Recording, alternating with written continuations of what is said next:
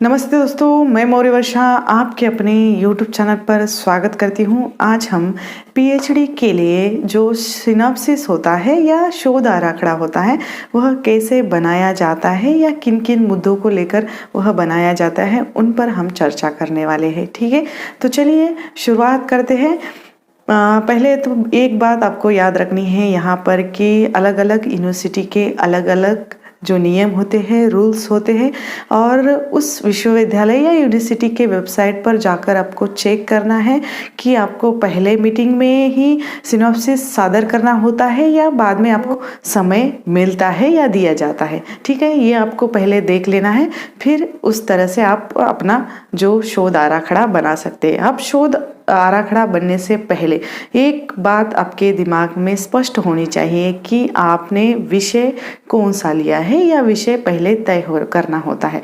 पहले विषय तय करने के लिए आपको किस विधा में या किस लेखकों में या किस कवियों में आपकी रुचि है ये देखना ज़रूरी है। आपकी अगर कहानी में, नाटक में, उपन्यास में या अलग अलग दूसरी भी बहुत सारी आत्मकथा है, जीवनी है, इन सभी विधाओं में से कौन सी विधा आपको पसंद है, आपकी रुचि किस विधा में ज़्यादा है, उस विधा में आप शोध कर सकते हैं। ठीक है, आप पहले ये तय कर लीजिए कि आपको किस विधा में कार्य करना है और किस लेखक पर कार्य करना है। ठीक है, किस विधा में अगर आप तय कर लेते हैं तो हम लेखक भी तय करने में आपको आसानी जाएगी। ठीक है, आपको अगर समझो कि कहानी विधा में काम करना है तो आपको किस कहानीकारों पर या आपके पठन में या आपके निरंतर वाचन में अगर कोई कहानीकार है या कोई लेखक ऐसा है जिनकी कहानी आपको पसंद आती है, उस पर आप शोध करना चाहते हैं तो और अच्छी बात है।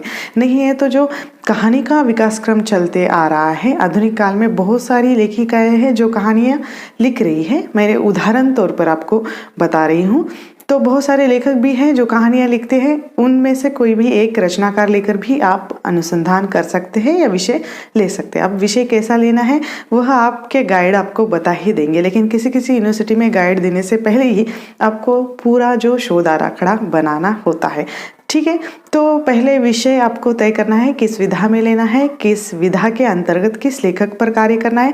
नहीं तो आप विधा भी अगर लेना नहीं चाहते तो कोई बात नहीं। अगर आप तुलनात्मक अध्ययन करना चाहते हैं, जैसे भाषा में तुलनात्मक अध्ययन होता है या जो भाषा के अलावा भी विधाओं में भी तुलनात्मक अध्ययन होता है, रचनाओं में भी तुलनात्मक अध्ययन होता है।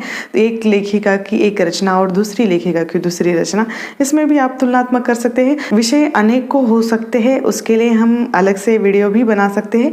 ठीक है, लेकिन यहाँ इस वीडियो में मैं आपको शोध आराखड़ा, आपने विषय तय कर लिया है और शोध आराखड़ा कैसे बनाना है इस पर चर्चा करेंगे। ठीक है, तो आपने अब विषय तय कर लिया है, आप जिस विषय पर काम करना चाहते हैं या जो विषय है आपका, जो शीर्षक है, उस विषय की भूमिका क्या रहेगी या जो पृष्ठभूमि आप दे सकते हैं। पृष्ठभूमि अभी नहीं दे सकते हैं तो उसकी भूमिका लिखिए, नहीं तो आप प्रस्तावना कर दीजिए कि आप इस विषय में ये काम करने वाले हैं, ऐसा ऐसा काम मेरा होने वाला है। ठीक है, प्रथमतः भूमिका आएगी।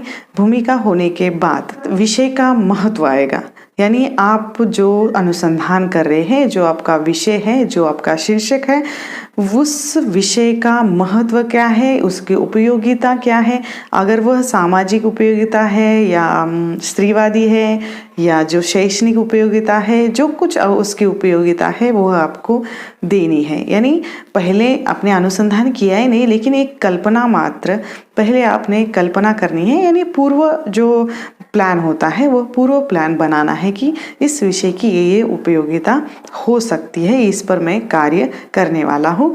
तो इस विषय की क्या उपयोगिता, ये अनुसंधान होने के बाद या जो आप शोध कार्य है, ये शोध कार्य होने के बाद इसका लाभ किन लोगों को होने वाला है, किस क्षेत्र में होने वाला है, ये आपको उस विषय के महत्व में देना है। ठीक है, दूसरा पॉइंट हो गया जो विषय का महत्व। और तीसरा जो है अत्यंत महत्वपूर्ण, जो आपके विषय का जो अनुसंधान का उद्देश्य, आप शोध कार्य कर रहे हैं तो किसी न किसी उद्देश्य के हेतु कर रहे हैं, ऐसा नहीं है कि कोई भी उद्देश्य नहीं है और आप शोध कार्य करें।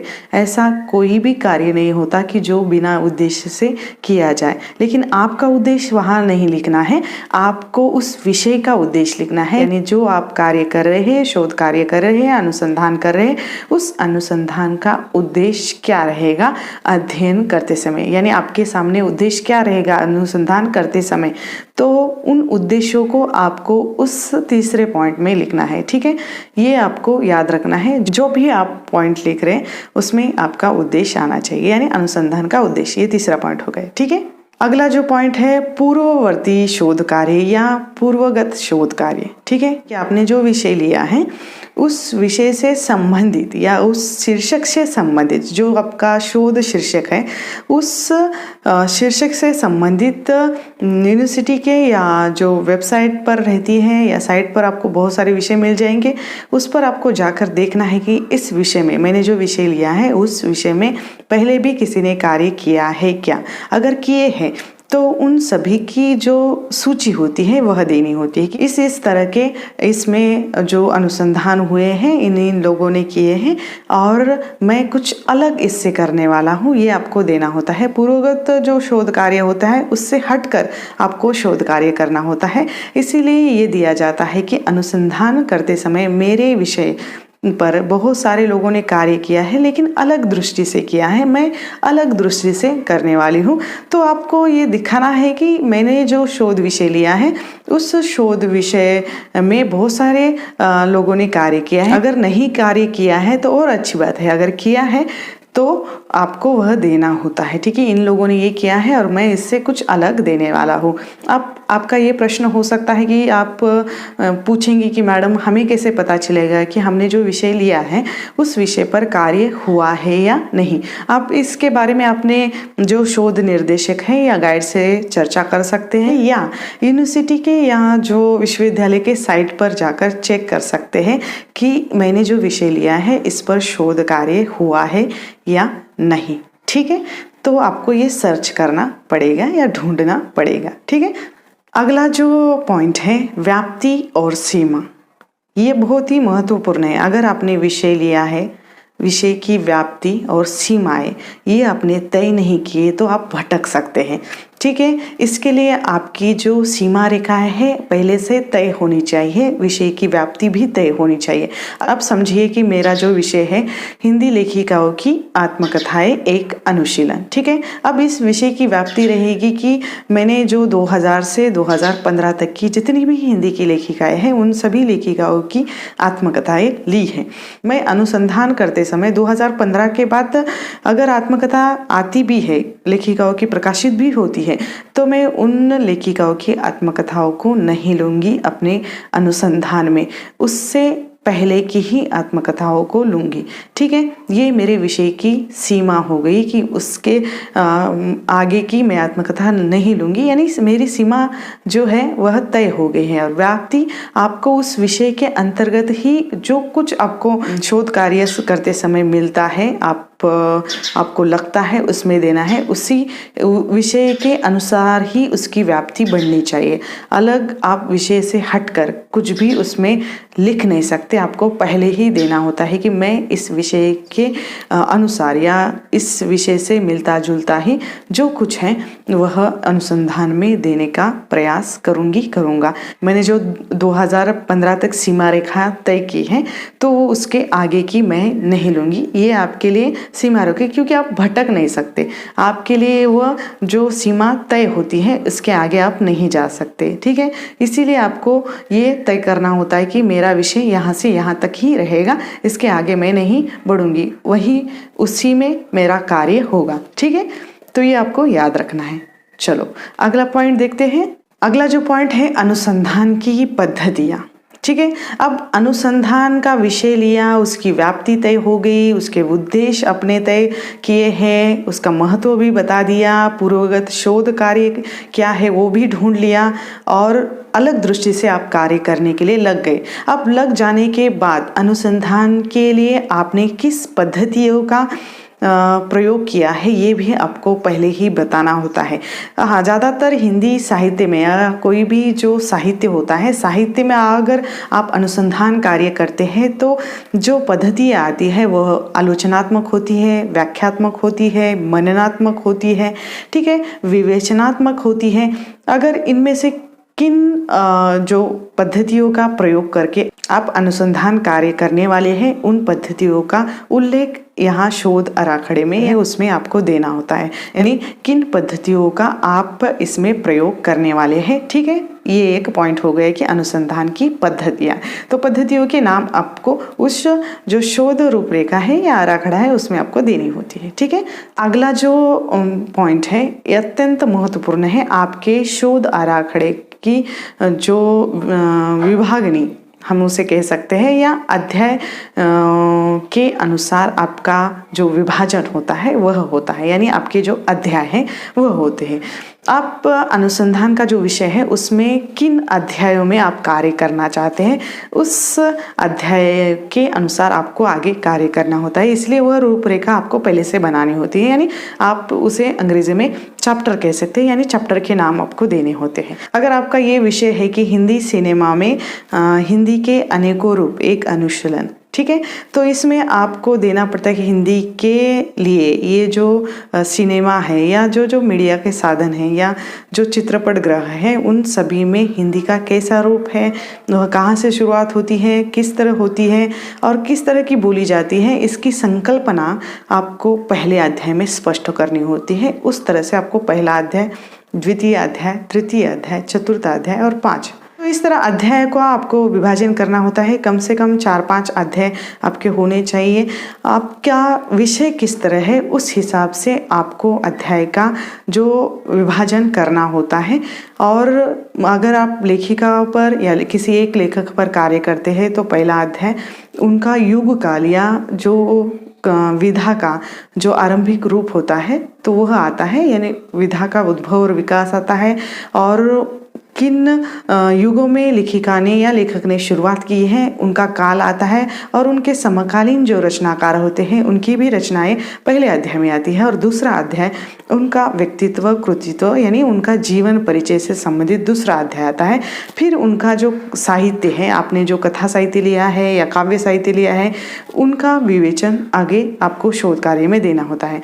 और अंतिम जो अध्याय होता है आप उसमें 2-3 अध्याय और भी बढ़ा सकते हैं। आपको जिस रचना को या जिस रचना में जिस दृष्टि से आपको विवेचन करना है होता है उस विवेचन के आधार पर आप जो अनुसंधान आगे या अनुसंधान के जो अध्याय है आगे बढ़ा सकते हैं, ठीक है।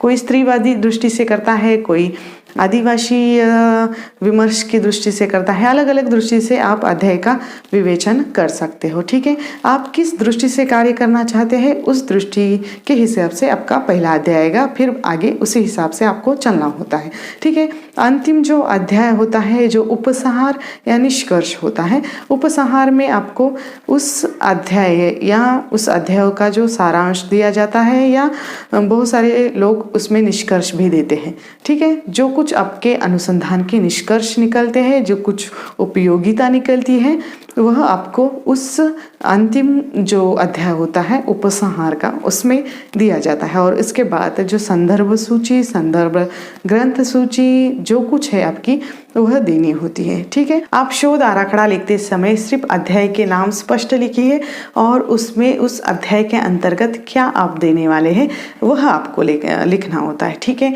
आपके विषय के अनुसार ही आपके अध्याय का विभाजन होता है, ये आपको बात स्पष्ट रखनी है। पहले आपको विषय तय करना है, फिर उसके बाद हम उस पर विभाजन कर सकते हैं, ठीक है। तो उसके बाद शोध ग्रंथ सूची आपको देनी होती है। आप किन किन ग्रंथों का उपयोग अपने शोध कार्य में करने वाले होते हैं उन ग्रंथों की सूची आपको पहले देनी होती है। बहुत सारे लोगों के मन में ये प्रश्न उठते हैं कि मैडम हमें किताबें नहीं पता होती है कि किन किताबों का हम अध्ययन करने वाले हैं, तो हम ग्रंथ सूची कैसे दें। अगर ये आपके मन में प्रश्न उठता है तो सही उठता है। लेकिन उसके लिए दिमाग में ये नहीं रखना है कि हम ग्रंथ सूची कैसे दें। अगर आप विधाओं में लेते हैं कि उस विधा से संबंधित आप ग्रंथ सूची दे सकते हैं। हिंदी साहित्य की बहुत सारी किताबें आपको पता होती है, ठीक है। आप अगर एक हाथ लेखक पर कार्य करते हैं तो उस लेखकों की किताब की सूची आपको पता होनी चाहिए। उन सूची को आप इस शोध आराखड़े में दे सकते हैं, ठीक है।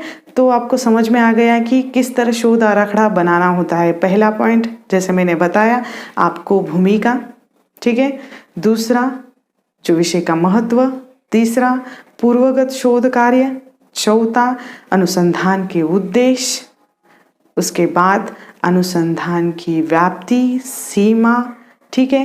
पूर्वगत शोध कार्य होने के बाद अनुसंधान का उद्देश्य, उसकी व्याप्ति और उसका जो सीमाएं हैं आपको तय करनी होती है। और फिर उसके बाद आपको अध्याय का यानी अनुसंधान की पद्धतियाँ देनी होती है। अनुसंधान की पद्धतियाँ होने के बाद फिर आपको अध्याय का विभाजन करना होता है, फिर आपको ग्रंथ सूची भी देनी होती है, ठीक है। इस तरह शोध विषय का जो आराखड़ा आपको बनाना होता है, सिनॉप्सिस बनाना होता है और प्रथम एक पृष्ठ आपके लिए बनाना होता है शोध आराखड़े के पहले। उस प्रथम पृष्ठ पर आपको जो आपका विषय है, संपूर्ण विषय का शीर्षक, उसके बाद आप किस विश्वविद्यालय में कार्य करना चाहते हैं, उस विश्वविद्यालय का संपूर्ण पूरा नाम, उसके बाद शोधकर्ता यानी स्वयं आपका नाम, और फिर आपके जो गाइड है शोध निर्देशक उनका नाम, और फिर आप किस माह में या किस साल में आप ये शोध आराखड़ा प्रस्तुत कर रहे हैं वह यहाँ पर आता है, ठीक है। तो इस तरह आपको शोध आराखड़ा प्रस्तुत करना होता है और ये पूरा आपको टाइप करके एक उसकी बाइंडिंग बना के आपको अच्छी तरह बना के एक बंच बना के आपको प्रस्तुत करना होता है, ठीक है। तो यहाँ पर हम रुकते हैं, जल्द मिलेंगे एक नए विषय के साथ एक नए वीडियो में। तब तक के लिए धन्यवाद।